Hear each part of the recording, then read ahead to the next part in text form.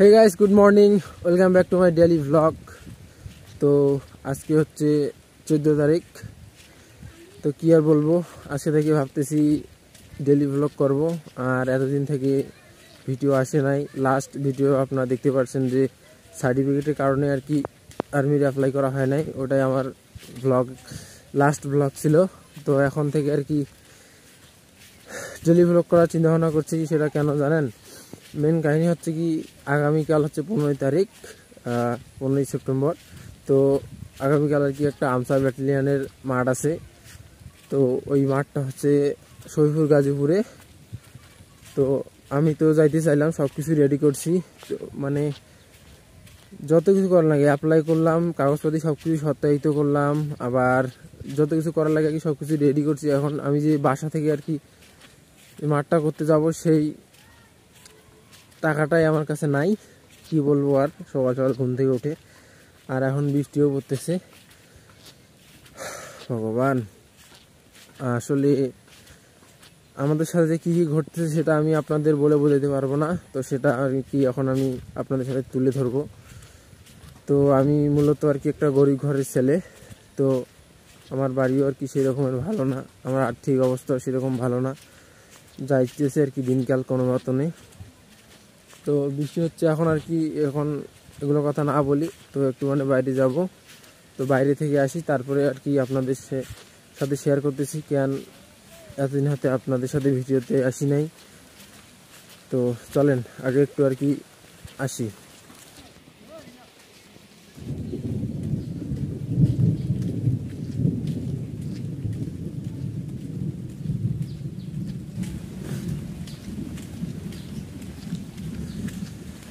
তো সকালবেলা কি বৃষ্টিতেও আর কি সকাল সকাল একটু ঘুম থেকে উঠে হেঁটে আসলাম বাইরে থেকে, একটু টয়লেট করতে গেছিলাম। তো এখন আর কি একটু বাড়ি গিয়ে মুখ টুক ধুয়ে ফ্রেশ হয়ে তারপরে আপনাদের সাথে ডিটেলসই আর কি কথাগুলো বলতেছি। তো চলেন এখন আর কি বাড়ি গিয়ে।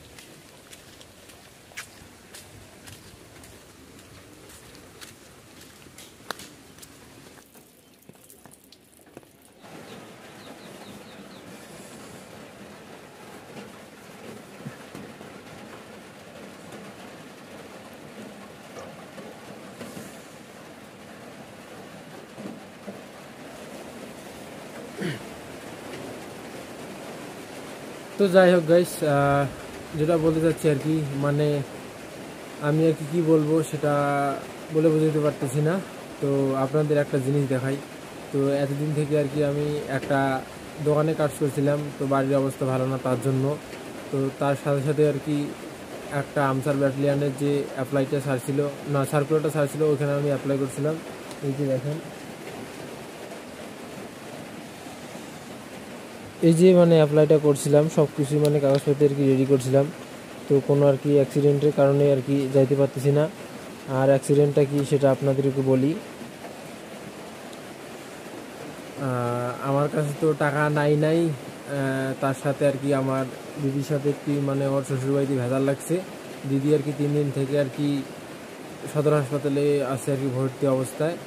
তো সেটা আর কি কী বলবো, সেটা ওদের পারিবারিক সমস্যা। তো ওইদিকে ওরা দেখতেছে, আমার দুলাভাই আছে, ওদের শ্বশুর শাশুড়ি আছে, ওরাই দেখতেছে।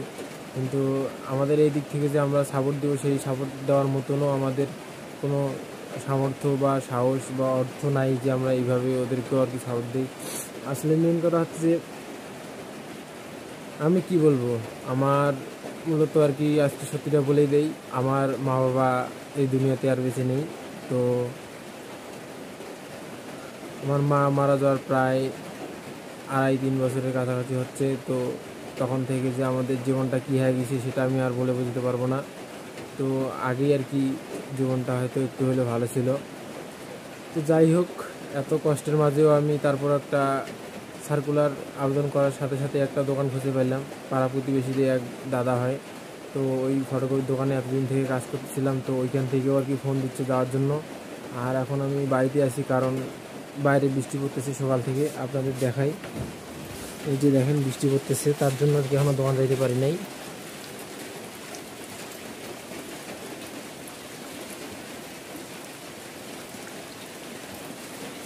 তো কি আর বলবো, গরিবের ঘরে জন্ম নিয়ে যে সবখান থেকেই যে আর কি এত অত্যাচারিত হইতেছে। আসলে আমাদের হয়ে কি কেউ কথা বলে আগে আসার কোনো মানুষ নাই এই দুনিয়ায়? ভালো মানুষ কি নাই দুনিয়ায়? এটাই আর কি আপনাদের কাছে প্রশ্ন।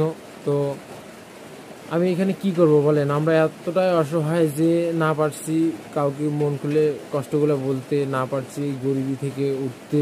আমাদের নাই একটা ভালো কোনো কর্মের স্থান যে এইখানে কর্ম করব। আর আমার দাদাও আর কি বেশি দূর পড়াশোনা করতে পারে নাই আমার বাবা মারা যাওয়ার পর। তো আমি আর কি কষ্ট করে কোনো পর্যন্ত আর কি পড়াশোনা করছি, যতটুকু করছি অতটুকুই হয়েছে। তো কতটুকু করছি না করছি এগুলো পরে আপনাদের জানাবো। তো আজকে মূলত আর কি অনেক খারাপ, শুধু আপনাদের সাথে কান্না করতে পারতেছি না। আর করে কি করব, ছেলে মানুষ হয়ে জন্ম নিয়ে যে দেখতেছি যত কষ্ট, সেটা আর কি আপনাদের বলে কীভাবে বুঝবো বলেন? যারা হয়তো আমার মতো এখনও ছেলে আছে তারাই হয়তো বুঝতেছে। অনেক আসলে অল্প বয়সে যারা সফল হওয়ার চেষ্টা করে তারাই জানে যে কীরকমটা লাগে। তো যাই হোক, সেটা না বলে এই যে দেখেন আমার কাগজপত্রগুলো সব কিছুই রেডি করলাম, কিন্তু আর কি যাইতে পারলাম না মাঠটাও করতে। তো এর আগে আর কি 2টা মাঠ করছি, সেটা তো দেখতে পাচ্ছেন। সেটা 2টা আর কি 2 কারণের জন্য আর কি করতে পারি না। এই যে মূলত আর কি গরিব ঘরে জন্ম, তো তার জন্য আর কি এত সমস্যা। তো এই যে দেখেন কাগজপত্রগুলা আমি আর কি সব কিছুই রেডি করে রাখছি এই যে, তারপরও আর কি যাইতে পারলাম না। কি করব বলেন? এখন বাবার অর্থ সম্পদ না থাকলে যা হয়, এখন আমাদের হয়ে সাপোর্ট দেওয়ারও সেরকমের কেউ নাই। আর আমি তারপর অনেক চেষ্টা করছি টাকা ম্যানেজ করার, যেখানে কাজ করতেছি সেখান থেকেও আর কি টাকা দিচ্ছে না। তারপরও কোনো মতনে আর কি নিছি 1000 টাকা। আর এখান থেকে আর কি নীলফামারী থেকে আর কি ঢাকা শরীফুল গাজীপুরে যেতে আর কি প্রায় 700 টাকা 750 টাকার মতো খরচ হবে। যাওয়া আসায় তো মনে করেন যে তোমার 1500-র মতো লাগবে। আর ওইখানে এক রাত থাকার লাগতো আর কি। ওইখানে খাওয়া দাওয়াটা না হয় পরে বললাম যে আমি মাঠের টেনশনে যাবো, মাঠের যেন টিকে থাকা যায়, চাকরিটা যেন হয় সেই চিন্তা থাকলাম। এত পড়াশোনা করলাম, দোকানে থেকেও আর কি অনেক একটু চেষ্টা করলাম, একটা PDF নিলাম, তারপরও আর কি ব্যর্থ। কিছু করার নাই। আসলে মাঠটা আছে আর কি 15ই সেপ্টেম্বর আগামীকালকে, আর আজকে হচ্ছে 14ই সেপ্টেম্বর। এটা কি বলবো আর কি, এগুলো কিছুই ভালো লাগতেছে না। এই ব্যর্থতা একদিক দিয়ে আসলে আর কি মেনে নেওয়া যাইতো। আমি তো ব্যর্থতা যে কীভাবে এইটা কেটে উঠবে সেটাই বুঝতে পারতেছি না। আর আশা ছিল যে পরিস্থিতিটা হয়তো ভালো হবে, একটু দিনকালও ভালো যাবে। আর পরে ধীরে ধীরে আপনাদের সাথে ইউটিউবিং করব, অথবা ব্লগিং করব, অথবা কোনো কিছু কন্টেন্ট নিয়ে আপনাদের সাথে হাজির হব ইউটিউবে। তো এখন দেখতেছি তো কোনো রাস্তায় নেই আমার, মানে একখানে কাজ করব, সেইখানে কাজ করে কোনো পাচ্ছি না, যে ভরসা পাচ্ছি না যে এইখানে এই কাজটা ভালো, এই কাজটা করে একটু কিছুক্ষণ থাকা যাবে। 1 মাস ধরে একখানে কাজ করতেছি, তো ওইখানেও কোনো টাকা দিচ্ছে না, বাড়িতে কোনো চাল ডাল নাই। তারপরেও আর কি এগুলো বিষয় নিয়ে বলতেছি, তারপরেও টাকা দিচ্ছে না। এখন কী করব? উনি মাসিক হিসাবে ঠিক করছে, তো মাসিকে নাকি দিবে। আর কোনো মতনে কত কিছু কাহিনী করি, তো তারপর আর কি 1000 টাকা কোনো মতনে আর কি নিতে পারছি। তো ওই টাকাটাই দিছে, আর পরে আর দেয় নাই। আর 15 তারিখ আগামীকাল, তো আগামীকালকে আর কি টাকা দেওয়ার কথা ছিল। দেখি যদি কালকে টাকা দেয় দিবে, না দিলে আর কি আর দোকান যাব না। যতই কষ্ট হোক এখন থেকে আর কি ব্লগ করব। ব্লগিং ছাড়া কোনো রাস্তায় দেখতেছি না। আমি অসহায় হয়ে পড়ছি। আমি এখন আপনাদের সাথে এই অসহায়গিরিটা শেয়ার করব, তাছাড়া আমার আর কিছুই করার নাই। দেখি কালকে কত টাকা দিচ্ছে, ওই টাকা দিয়ে আর কি চাল কিনে লাগবে, বাড়িতেও চাল নাই। আর বড় ভাইও কী করবো, বড় ভাইও আমার মনে করেন যে দিনমজুর কোনো মতন আর কি। এই যে হোটেলে মেসিয়ারগিরি কাজ আছে না, এগুলো হোটেলেই কাজ করে আর কি। তো এতদিন হাতে আর কাজও খুঁজে পাচ্ছিল না, এই প্রায় 3-4 দিন হইলো সেও আর কি এখন কাজে গেছে। এগুলো পারিবারিক সমস্যা, বলতে গেলে অনেক সমস্যা। তো পারিবারিক সমস্যা আর বলবো না, এখন আপনাদের সাথে সেগুলো শেয়ার করব। জানি না, হয়তো আপনাদের আমার ব্লগগুলো ভালো নাও লাগতে পারে, এমনকি কেউ কেউ আছে যাকে ভালো লাগবে অথবা লাগবে না, কিন্তু কিছু করার নাই। এখন থেকেই আমি সকল রাস্তা ভুলে গিয়ে এখন নাকি ইউটিউবের রাস্তা ধরবো, এখন নাকি ব্লগিং সেক্টরে আসবো। তো দেখি আমার যতটুকু শিক্ষা অর্জন করছি, যতটুকু পর্যন্ত পড়াশোনা করছি, ততটুকুই আর কি চেষ্টা করব। যতটুকু পারি কি না পারি সেটা ভগবান ভরসা, তিনি যদি চায় তাহলে সব কিছুই সম্ভব। আমি জাস্ট পরিশ্রম করে যাব, ফল দেওয়ার মালিক হচ্ছে ভগবান। তো চলেন এখন আর কি এগুলো কাগজপাতি সব আবার এখানে করে ঢুকাই রাখি দেই, তারপর আর কি বৃষ্টিটা থামুক, থামার পর আর কি দোকানে যাইতে হবে। আবার দোকানে যাব আবার ওইখানে যে দিদির ভেজাল হয়েছে, দিদি এখনও সুস্থ হয়নি জানেন। আমার বোনের কি অবস্থা করে রাখছে জানেন, এটা দেখি কি করা যায়, আপনাদের একটু হইলেও ভিডিওতে দেখাবো। এটা কিছু করার নাই, সদর হাসপাতালে 3 দিন থেকে আছে। দুলাভাই নাকি এই সকালবেলা আবার বাড়ি থেকে ভাত নিয়ে আসলো, এখন ভাতটা খাওয়া দাওয়া করে নাকি আজকে রিলিজ দিবে ওইখানকার ডাক্তার। আর গতকালকেই তো কয়েকজন কাকে 4 জন ছাড়ি দিছে, ভর্তি ছিল 5 জনের মতো, 5-6 জনের মতো, মানে ওখানেও আর কি বড় ধরনের একটা ভেজাল লাগছে। তো যাই হোক, ওদের ভেজাল ওরাই দেখবে।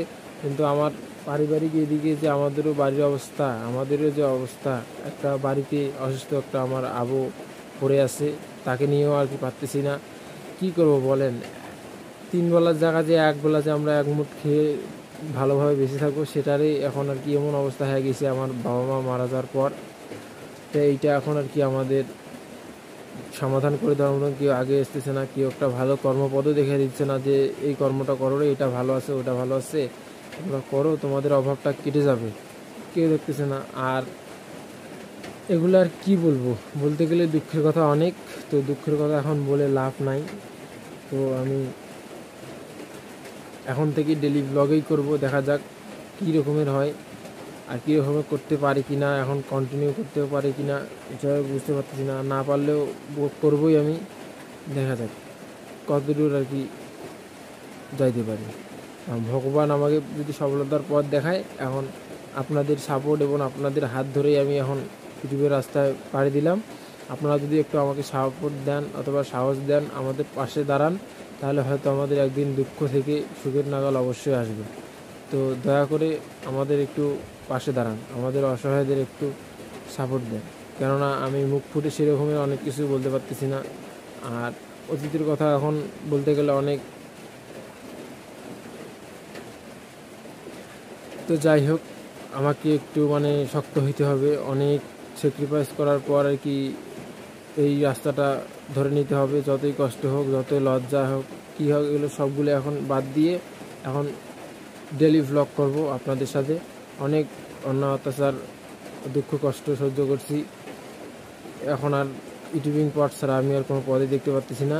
যে কোনোই কর্ম করি না কেন, যে কোনোই যেভাবে আর কি দিনকাল কাটাই না কেন, সেটা আপনাদের সাথে শেয়ার করব। তো চলেন দেখি কতক্ষণে দোকান যাচ্ছি আর কী করতেছি না করতেছি, একবারে দেখা হচ্ছে।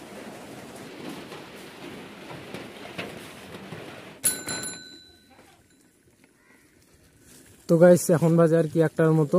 তো এইমাত্র আর কি আকাশের বৃষ্টি থামতেছে। তো এখন আর কি ভাবতেছি যে দোকান যাই, কারণ দোকান থেকে ফোন দিয়েছে বারবার, কারণ আজকেও আর কি লেট হয়েছে দোকান যাওয়ার জন্য, তার জন্য। তো ওইদিকে যাওয়ার সময় ভাবতেছি আর কি দিদির ওইখানে দেখে শুনে যাবো। তো আজকে নাকি ওরা বাড়ি যাবে, তো দেখাতে বাড়ি গিয়ে কী হয়, এগুলো যে ভেজাল হয়েছে ওদের, ভগবান তুমি এগুলো রক্ষা করো ভগবান। তো যাই হোক, চলেন আর কি দোকান যাই।